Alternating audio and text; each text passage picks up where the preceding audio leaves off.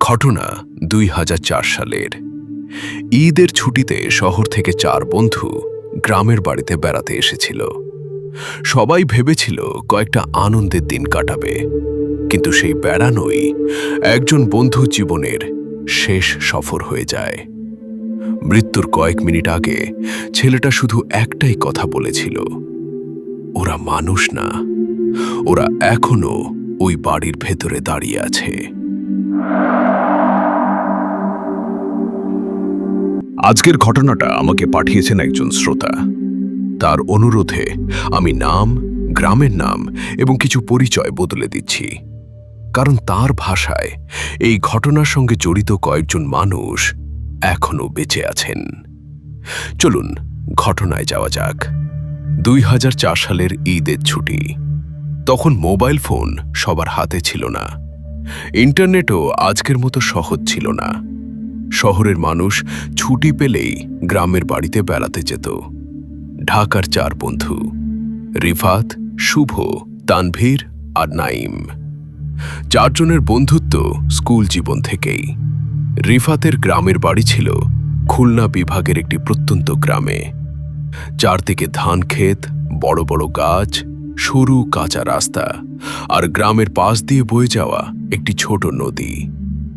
রিফাত অনেকদিন ধরেই বন্ধুদের বলছিল, তোরা একবার আমাদের গ্রামে আয়, শহরের মতো শব্দ নেই, রাতে আকাশ ভর্তি তারা দেখা যায়।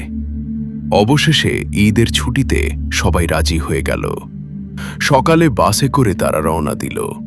দুপুরের পর গ্রামের বাজারে পৌঁছালে সেখান থেকে ভ্যানে করে আরো ২০ মিনিট যেতে হয়। যত ভেতরে যাচ্ছিল ততই চারপাশ বদলে যাচ্ছিল। উঁচু ভবনের বদলে গাছ, গাড়ির হর্নের বদলে পাখির ডাক, গরম বাতাসের বদলে হালকা শীতল হাওয়া। শুভ হাসতে হাসতে বলল, দোস্ত, মনে হচ্ছে অন্য একটা জগতে চলে এসেছি। রিফাত হেসে বলল, রাত হলে আসলো সৌন্দর্য দেখবি। বিকেলের দিকে তারা বাড়িতে পৌঁছালে রিফাতের বাবা মা সবাইকে খুব আন্তরিকভাবে স্বাগত জানালেন। খাওয়া দাওয়া, গল্প, হাসাহাসি সব মিলিয়ে সময় ভালোই কাটছিল। সন্ধ্যার পর গ্রামের কয়েকজন যুবক আড্ডা দিতে এলো। কথা বলতে বলতে একজন হঠাৎ বলল, তোমরা যদি ঘুরতে চাও নদীর দিক যেতে পারো, কিন্তু উত্তর পাশের পুরনো বাড়িটার দিকে যেও না। তানভীর সঙ্গে সঙ্গে হেসে ফেলল, কেন, সেখানে ভূত আছে নাকি? লোকটা হাসল না, শুধু বলল, গ্রামের সবাই জায়গাটা এড়িয়ে চলে। রিফাত দ্রুত বিষয়টা পাল্টে দিল, আরে ওসব পুরনো কথা। কিন্তু নাইম খেয়াল করল রিফাতের মুখের হাসিটা যেন এক মুহূর্তে মিলিয়ে গিয়েছিল। রাতে খাওয়ার সময় নাইম ধীরে জিজ্ঞেস করল, সত্যি করে বল, ওই বাড়ির ব্যাপারটা কি? রিফাত কিছুক্ষণ চুপ করে থাকল, তারপর বলল, অনেক বছর আগে বাড়িটা একটা পরিবার থাকত। তারপর এক রাতে আগুন লাগে, সবাই মারা গিয়েছিল। রিফাত মাথা নাড়ল, লোকজন তাই বলে। তাহলে বাড়িটা ভাঙা অবস্থায় আছে? হ্যাঁ, কেউ কিনতে চায় না, কেউ সেখানে যায়ও না।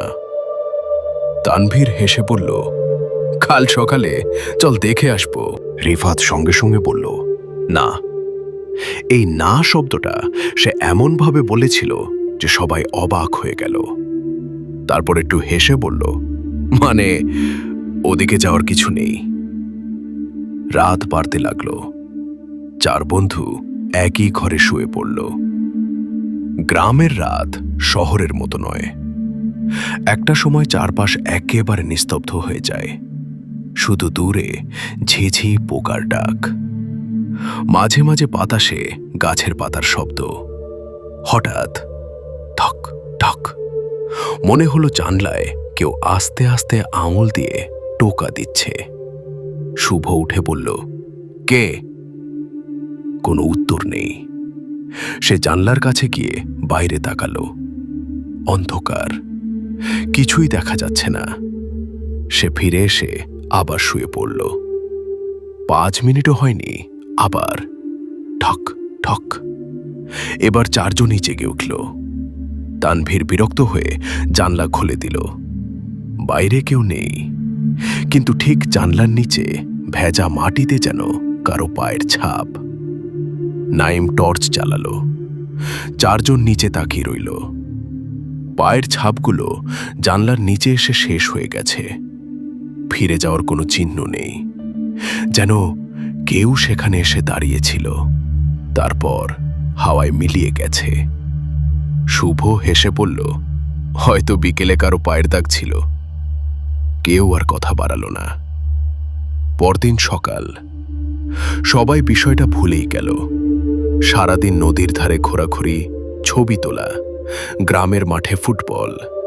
সময় ভালোই কাটছিল। বিকেলের দিকে তারা নদীর পাশ দিয়ে হাঁটছিল। হঠাৎ তানভীর দূরে আঙুল তুলে বলল, ওই যে, ওটাই কি সেই বাড়ি? সবাই তাকালো। ঘন গাছের আড়ালে একটা পুরনো দোতলা বাড়ি। দেয়ালের প্লাস্টার খসে পড়েছে, জানলার কাচ নেই, ছাদের এক অংশ ভেঙে গেছে। তবুও দূর থেকে মনে হচ্ছিল কেউ যেন উপরের একটি জানলায় দাঁড়িয়ে তাদের দিকে তাকিয়ে আছে। নাইম চোখ কুঁচকে তাকিয়ে বলল, ওখানে কেউ আছে নাকি? রিফাত সঙ্গে সঙ্গে বলল, চল অন্যদিকে যাই। কিন্তু তানভীরের চোখ তখনও বাড়িটার দিকে। সে আস্তে করে বলল, আমার মনে হলো একজন দাঁড়িয়েছিল। রিফাত কোনো উত্তর দিল না, শুধু দ্রুত হাঁটতে শুরু করল। সেদিন রাতে চার বন্ধুর কেউই জানত না, পরদিন সূর্য ডোবার আগে তাদের একজন আর জীবিত থাকবে না। পরদিন সকালটা অন্য দিনের মতোই শুরু হয়েছিল। নাস্তার টেবিলে শুভ আবার আগের মতো হাসি ঠাট্টা শুরু করল। একজন বলল, কাল রাতে তোদের মুখ দেখে মনে হচ্ছিল সত্যি ভূত দেখে ফেলেছিস। তানভীর হেসে বলল, আজকে ওই বাড়িটার সামনে গিয়ে একটা ছবি তুলব, দেখি গ্রামের ভূত ছবিতে আসে কিনা। কথাটা শুনেই রিফাতের মুখের হাসি মিলিয়ে গেল। সে কিছুক্ষণ চুপ থেকে বলল, তোরা যদি আমার কথা বিশ্বাস করিস তাহলে ওই বাড়িটার কাছে যাস না। শুভ অবাক হয়ে বলল, তুই এত সিরিয়াস কেন? রিফাত নিচু গলায় বলল, ছোটবেলা থেকে শুনে আসছি, সূর্য ডোবার পর তো দূরের কথা, বিকেলের পরও গ্রামের মানুষ ওই বাড়ির আশেপাশে যায় না। যারা গিয়েছিল সবাই ঠিকঠাক ফিরে আসেনি। কয়েক সেকেন্ড কেউ কোনো কথা বলল না। তারপর তানভীর হেসে উঠে বলল, ভূতের গল্প শুনে আমি ভয় পাই না। দুপুর গড়িয়ে বিকেল হলো। গ্রামের ছেলেরা নদীতে গোসল করতে গেল। চার বন্ধুও তাদের সঙ্গে গেল। সবাই আনন্দ করছিল, কিন্তু নাইম বারবার খেয়াল করছিল তানভীরের চোখ বারবার সেই পরিত্যক্ত বাড়িটার দিকেই চলে যাচ্ছে। হঠাৎ তানভীর বলল, চলো না 5 মিনিটের জন্য দেখে আসি। রিফাত সঙ্গে সঙ্গে বলল, আমি যাব না। শুভ বলল, আরে চল, বাইরে থেকে দেখেই চলে আসব। শেষ পর্যন্ত অনেক বুঝিয়ে রিফাতকে রাজি করানো হলো। চারজন ধীরে ধীরে বাড়িটার দিকে হাঁটতে শুরু করলো। এক পর্যায়ে তারা বাড়িটির পাশে এসে দাঁড়ালো। বাড়ির ভেতরে ঢোকার সঙ্গে সঙ্গেই নাইমের মনে হলো বাড়িটার ভেতরের বাতাস বাইরের বাতাসের মতো নয়। বাইরে তখন বিকেলের গরম, কিন্তু ভেতরে যেন অকারণ ঠান্ডা। কেউ কিছু বলছিল না, শুধু ভাঙা মেঝেতে হাঁটার শব্দ শোনা যাচ্ছিল। চারদিকে ধুলা জমে আছে, ভাঙা দরজা, দেয়ালের রং উঠে গেছে। কোথাও কোথাও গাছের শিকড় দেয়াল ভেদ করে বেরিয়ে এসেছে। মনে হচ্ছিল বহু বছর ধরে এখানে কোনো মানুষ পা রাখেনি। শুভ চারপাশে তাকিয়ে হেসে বলল, এই বাড়ি নিয়ে গ্রামের মানুষ এত ভয় পায় কেন বুঝলাম না। কথা শেষ হতেই উপরে কোথাও থেকে একটা শব্দ ভেসে এলো, ধূপ। তারপর আবার ধূপ ধূপ। মনে হলো কেউ খুব ধীরে ধীরে হাঁটছে। চারজন একসঙ্গে দোতলার দিকে তাকালো, কিন্তু কাউকে দেখা গেল না। তানভীর বলল, হয়তো কোনো বিড়াল। রিফাত মাথা নাড়ল, না, এই শব্দটা বিড়ালের না। ঠিক তখনই আবার শব্দটা হলো, এবার আগের চেয়ে আরো কাছে। ধূপ, ধূপ, ধূপ। মনে হচ্ছিল কেউ সিঁড়ির ওপর দিয়ে হাঁটছে। নাইম টর্চের আলো ফেলল। সিঁড়িতে কিছুই নেই। শুভ বলল, আমরা চারজন একসঙ্গে আছি, ভয়ের কিছু নেই। রিফাত নিচু গলায় বলল, আমার ভালো লাগছে না, চল ফিরে যাই। তানভীর হঠাৎ বলল, তোরা দাঁড়া, আমি একবার ওপরে দেখে আসছি। কেউ তাকে থামানোর আগেই সে সিঁড়ি বেয়ে ওপরে উঠে গেল। তানভীর! শুভ ডাক দিল। কোনো উত্তর এলো না। 1 মিনিট, 2 মিনিট, 3 মিনিট। পুরো বাড়ি আবার নিস্তব্ধ। নাইম বলল, এতক্ষণ লাগছে কেন? রিফাতের মুখ ফ্যাকাশে হয়ে গেছে। সে শুধু বলল, ওকে নিয়ে নিচে নামতে হবে। 3 জন ধীরে ধীরে সিঁড়ি বেয়ে ওপরে উঠল। দোতলায় উঠে তারা দেখল একটা বড় ঘর। সব জানলার কাচ ভাঙা, মেঝেতে ধুলার স্তর। কিন্তু অদ্ভুত একটা বিষয় চোখে পড়ল। ধুলোর ওপর শুধু একজনের পায়ের ছাপ, তানভীরের। আর কোনো পায়ের ছাপ নেই। কিন্তু তারা স্পষ্ট শুনেছিল, উপরে যেন একজন নয়, একাধিক মানুষ হাঁটছিল। শুভ আস্তে করে বলল, তানভীর? কোনো উত্তর নেই। তারা ঘরের এক কোণে এগিয়ে যেতেই একটা খুব নিচু গলা শোনা গেল, এই দিকে। 3 জন টর্চের আলো ফেলল। দেখে বুক কেঁপে উঠল। তানভীর মেঝেতে বসে আছে, 2 হাঁটু জড়িয়ে, মাথা নিচু। সে যেন বুঝতেই পারেনি তার বন্ধুরা সামনে দাঁড়িয়ে আছে। শুভ দৌড়ে গিয়ে কাঁধে হাত রাখল। এই, কি হয়েছে তোর? তানভীর খুব ধীরে মাথা তুলল। তার চোখ দুটো অস্বাভাবিক ফ্যাকাশে, মুখে কোনো রক্ত নেই। সে কয়েক সেকেন্ড সবার দিকে তাকিয়ে রইল। তারপর খুব আস্তে বলল, তোরা এত দেরি করলি কেন?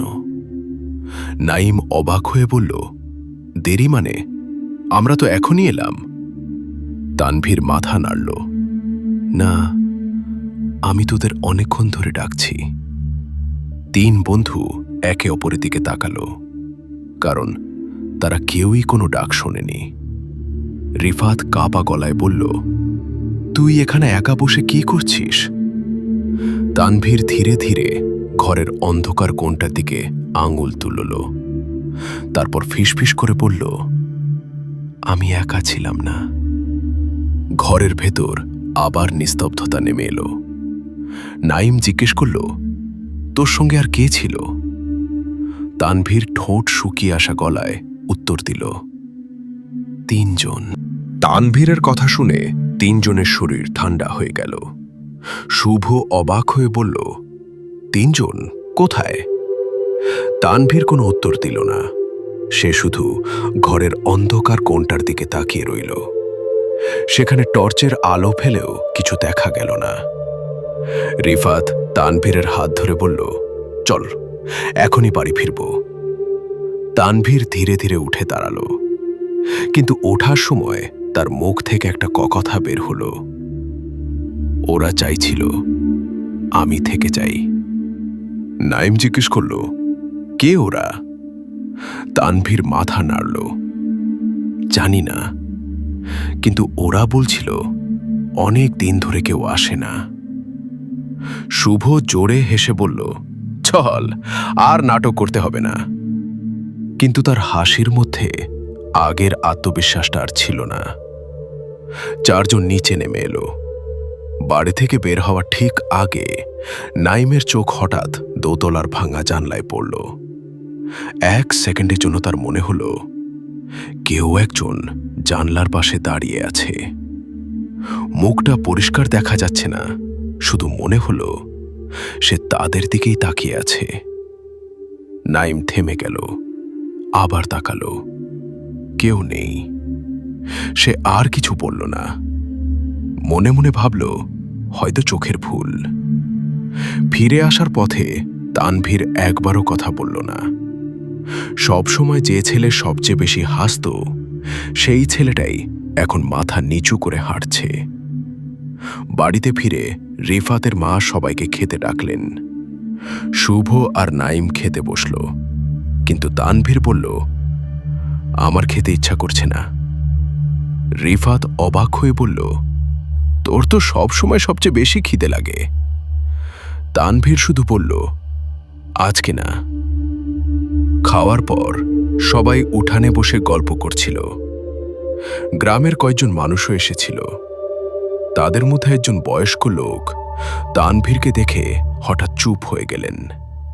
তিনি অনেকক্ষণ তানভীরের দিকে তাকিয়ে থেকে রিফাতকে পাশে ডেকে বললেন, তোমরা কি আজ উত্তর পাশের পুরনো বাড়িতে গিয়েছিলে?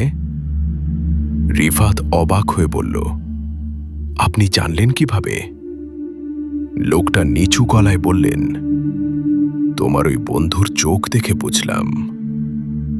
রিফাত কিছু বলল না। লোকটা আবার বললেন, আজ রাতটা ওকে একা ছেড়ো না। এই কথাটা বলে তিনি আর এক মুহূর্ত দাঁড়ালেন না। ধীরে ধীরে চলে গেলেন। রাত বাড়তে লাগল। ঘড়িতে তখন প্রায় 1টা। চারজন একই ঘরে শুয়ে আছে। নাইমের ঘুম আসছিল না। সে লক্ষ্য করল তানভীর ছাদের দিকে তাকিয়ে আছে, চোখ একবারও বন্ধ করছে না। নাইম আস্তে বলল, ঘুমাচ্ছিস না কেন? তানভীর খুব ধীরে উত্তর দিল, ওরা বাইরে দাঁড়িয়ে আছে। নাইম উঠে বসল। কে? তানভীর জানলার দিকে আঙুল দেখিয়ে বলল, যাদের আমি ওই বাড়িতে দেখেছিলাম। নাইম জানলার দিকে তাকালো। বাইরে শুধু অন্ধকার, কিছুই দেখা যাচ্ছে না। সে ভাবল তানভীর হয়তো ভয় পেয়ে এমন বলছে। ঠিক তখনই ঠক ঠক ঠক জানলায় 3বার শব্দ হলো। এবার চারজনই জেগে উঠল। কেউ কোনো কথা বলছে না। ঘরের ভেতর নিস্তব্ধতা। শুভ সাহস করে জানলার কাছে গেল। ধীরে ধীরে জানলাটা খুলল। বাইরে কেউ নেই, কিন্তু ভেজা মাটির উপর স্পষ্ট কয়েক জোড়া পায়ের ছাপ। পায়ের ছাপগুলো জানলার নিচ থেকে শুরু হয়ে উঠানের উত্তর দিকের পথ ধরে চলে গেছে। রিফাত টর্চ নিয়ে বাইরে বের হলো। বাকি 3জনও তার পেছনে গেল। পায়ের ছাপগুলো অনুসরণ করতে করতে তারা বাড়ির সীমানা পেরিয়ে গেল। তারপর এক সময় সবাই থেমে গেল, কারণ সব পায়ের ছাপ গিয়ে শেষ হয়েছে সেই পরিত্যক্ত বাড়ির সামনে। কিন্তু সেখানে আরেকটা জিনিস দেখে চারজনের বুক কেঁপে উঠল। ভাঙা গেটের সামনে কাদার ওপর নতুন করে আরেক জোড়া পায়ের ছাপ। সেটা অন্য সবার মতো ছিল না। মনে হচ্ছিল কেউ ঠিক এই মাত্র বাড়ির ভেতরে ঢুকেছে। আর সেই পায়ের ছাপের মাপ তানভীরের জুতোর মাপের সঙ্গে হুবহু মিল। প্রিয় শ্রোতা, এই পর্যন্ত ঘটনাটির প্রথম পর্ব। এই ঘটনাটি যদি ভালো লাগে তাহলে দ্বিতীয় পর্ব আপলোড করব। কমেন্টে বলুন দ্বিতীয় পর্ব নিয়ে আসবো কিনা। ভালো থাকবেন। আজকের মতো এখানেই বিদায় নিচ্ছি। দেখা হবে পরবর্তী পর্বের। এবং চ্যানেলে নতুন হলে অবশ্যই সাবস্ক্রাইব করবেন।